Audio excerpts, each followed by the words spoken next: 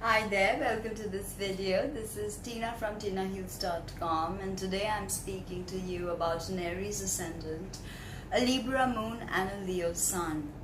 So you have your ascendant in cardinal fire, which is all about initiation, starting new things, the process of initiation, okay?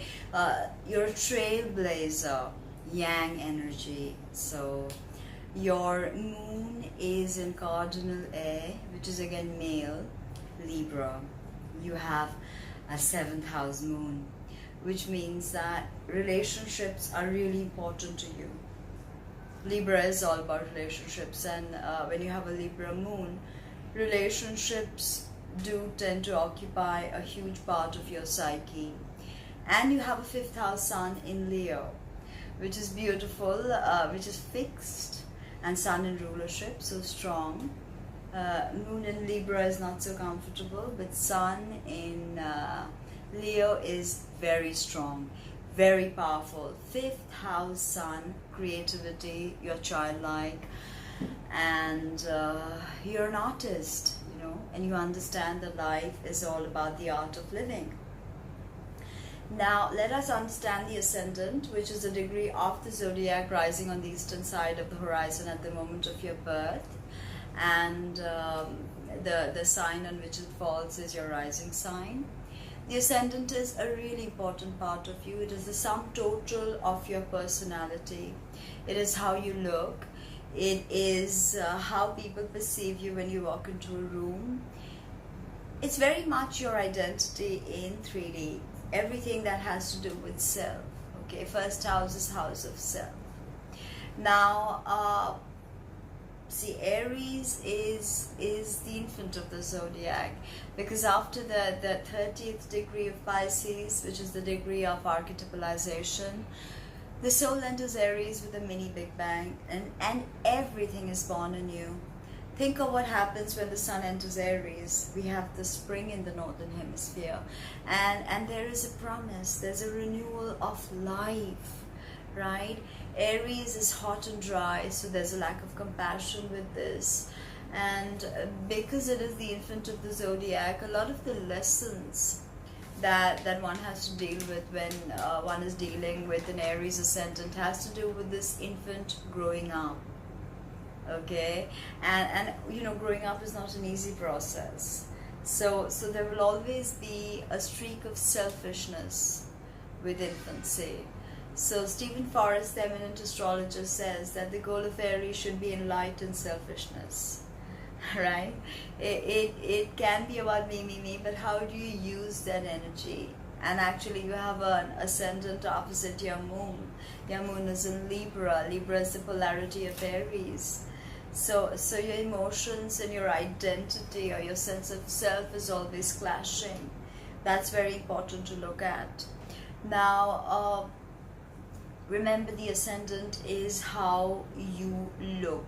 So with an Aries ascendant, you have a ruddy complexion, very defined facial features, prominent eyes. There's a certain edginess in your eyes. You have a purposeful stride.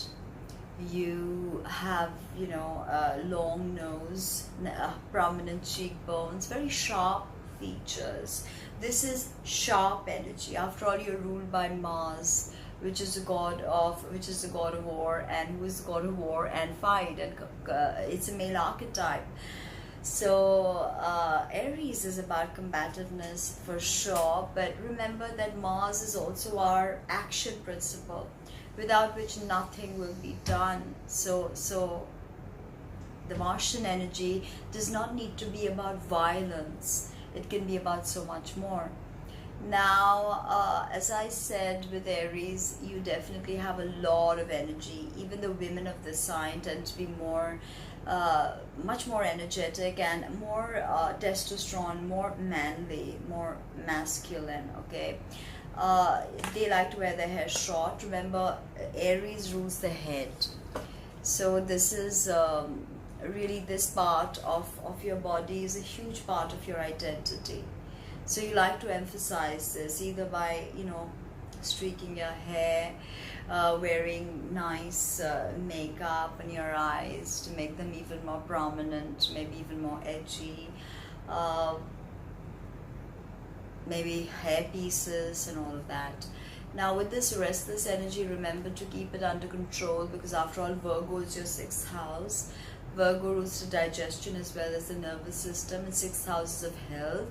So you may have nervous system related issues or digestion. What you put in your mouth, if it doesn't agree with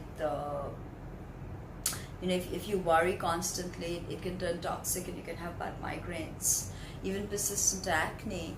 With the difficult Mars and difficult situations in your 6th house, which is Virgo, you can have ENT issues, hypertension, high blood pressure, as I said, persistent migraine, headaches of all sorts, okay, digestive related headaches also, digestion related headaches. And you're very swift, quick moving, but remember not to have accidents or fall or hurt yourself because of that. So be careful of fire, especially during hard aspects to your Mars, who is your ascendant lord. Be careful of accidents, guns, heavy machinery, driving under the influence, road rage and all of that, domestic violence, because always with Aries there's a sense of anger. Okay, anger, like really scathing anger. So keep that under control and be the initiator and start new things. Aries is great at starting new things, not great with completions. Now Moon is the very opposite of the ascendant. If the ascendant is the Jungian mask we wear and it's how the world perceives us, the Moon is who we are when that mask comes off. It is our emotions, our childhood, our mother, how we relate, how we nurture, how we were nurtured. Okay, our empathy, our intuition, our ESP, all of this is the Moon. And for you, the Moon is in a problematic position of Libra. Libra is, actually the only sign that is all about balance and fairness. The Moon is emotional, Moon wants to connect, so it's not a good placement. Here the Moon can be very detached, very cold, very materialistic. Libra, after all, is ruled by Venus. Okay, and the sole ruler of Libra is Uranus, but that's another story. It's just because Libra sets up so many routines, Uranus has to come and break all of that. And actually, according to esoteric astrology, your moon sign becomes a big challenge after the age of 35, because you spend so much time developing all these habits that become toxic to your soul growth, which is the growth of your ascendant, the graph of your ascendant. So having a Libra moon, you're definitely concerned about justice, balance. You are probably a mediator in your family. You're probably a people pleaser to a certain degree. You don't want to assert yourself because you don't want to have that difficult talk. Sometimes you just accept and let things be because you don't want to say anything. You are not confrontational. Internally you're not. Maybe your Aries moon and your Leo sun pushes you to be, but internally you're not. Okay, you are very, very much into seeking harmony.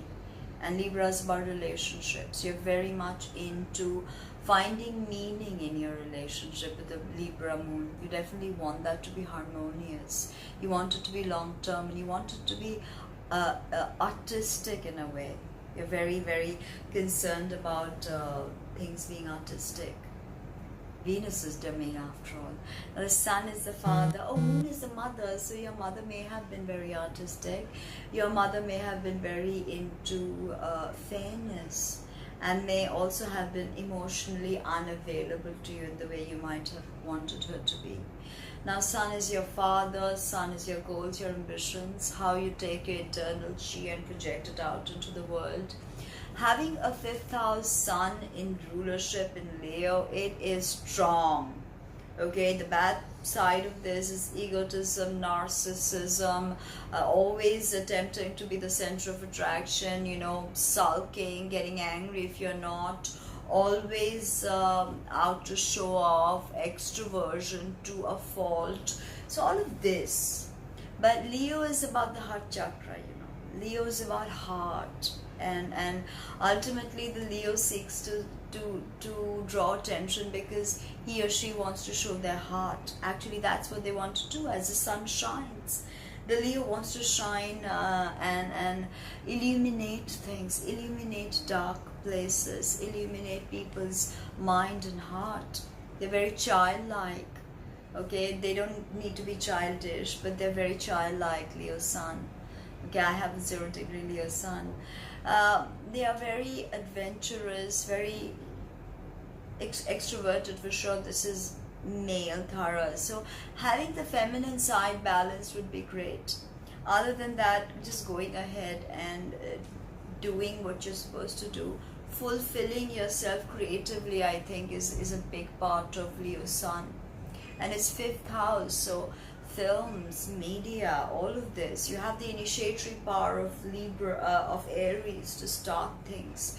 You have the artistic touch of Venus with your moon in Libra, and you have your sun in Leo, which is about power, which is about public life, which is about really shining a light on things. Illumination. You can be a great teacher. Libra Leo mix can be a great teacher. If your Aries allows you the patience, you're a great teacher, because some of the best teachers have been Leo. Most funny, most dramatic, most heart-touching, I would say. So go out there, be creative. That's what you're here to do with your Leo Sun and your Libra Moon, and initiate new things, but also tend to closures, also tend to finishing, also tend to detailing, without which, you know, a product or an idea can never reach fruition. So leave me a comment below and subscribe, please. Help me do what I do. And visit my website www.tinahills.com. Thank you. Check out my merch, by the way.